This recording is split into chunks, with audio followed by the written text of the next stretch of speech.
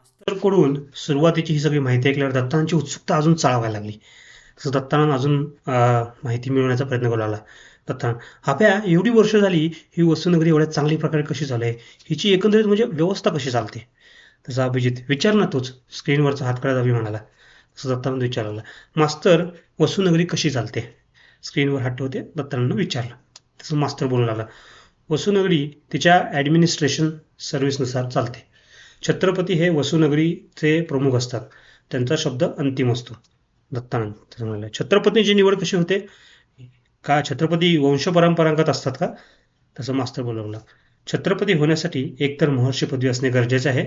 महर्षी पदवीधर छत्रपती होण्यासाठी परीक्षा देऊ शकतात. छत्रपती पदासाठी ची परीक्षा उत्तीर्ण झालेल्या उमेदवारांना छत्रपती निवडणुकीसाठी उभं राहता येतं. ह्या उमेदवारांना सर्व पंचपरीक्षा पास झालेल्या मान्यताप्राप्त जादूगारांमार्फत मतदान करून निवडलं जातं.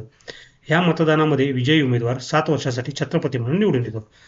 अभिजित, हे तसं अभिजित मध्येच पडला, "ही उत्सुकता चांगली आहे, पण माझा एक सल्ला आहे. पहिलं लक्ष पंचपरीक्षा पास करण्यावर दे, मग बाकीच्या गोष्टींमध्ये लक्ष दे. एकदा का तू मान्यताप्राप्त जादूगार झालास ना, की मग ही सगळी आणि तुला कोतवालीची नोकरी बाय चान्स मिळालीच, तर मग ह्या सगळ्या गोष्टींचा तू विचार करू शकतोस. आधी पोटोबा आणि मग विठोबा." असं जाताना पटते मला तुझं, पण काय करू, पृथ्वीवर मी MPSC UPSCची तयारी करायचो ना, त्यामुळे मला काय जरा सवयच लागली असं इकडे तिकडे भटकायची. हे सवयच आहे माझ्या अंगात जरा. "तसं तू पृथ्वी लोकावर काय करत होतास?" दत्तानंदने अभिजितला विचारलं. असं अभिजित सांगला, मी 11वी पास आहे. 11वी नंतर शिक्षण सोडले. मला माझ्या जादू शक्तींचा त्रास व्हायला लागला. मग मी दारूच्या आहारी गेलो आणि माझं शिक्षण सुटलं. पण आता मी वसुनगरीमध्ये किमान बेसिक नॉलेज तरी नक्की पूर्ण करणार आहे." असं म्हणत दत्तानंद आणि अभिजित दोघेही अभ्यासाला लागले. अभ्यास म्हणजे सुरुवातीची थोडी माहिती घ्यायला लागले. दत्तानंदचा डोकेदुखीचा त्रास आणि इतरही त्रास वसुनगरीमध्ये आल्यापासून हळूहळू कमी होत चालला होता. दत्तानंदची टीचिंग रूममध्ये नाव नोंदणी झाली.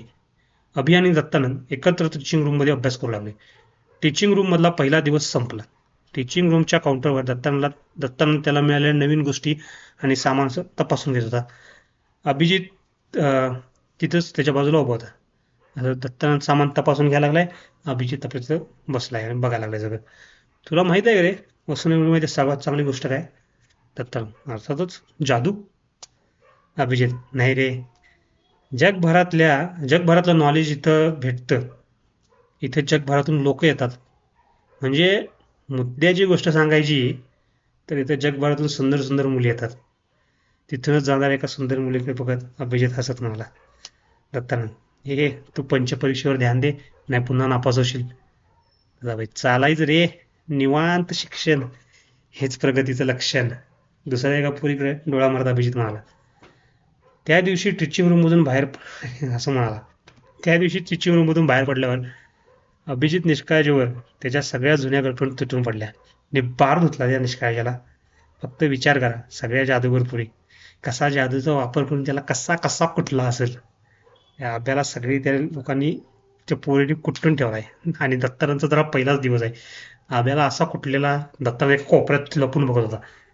तिचं चांगलंच वेलकम झालंय वसुनगरीमध्ये.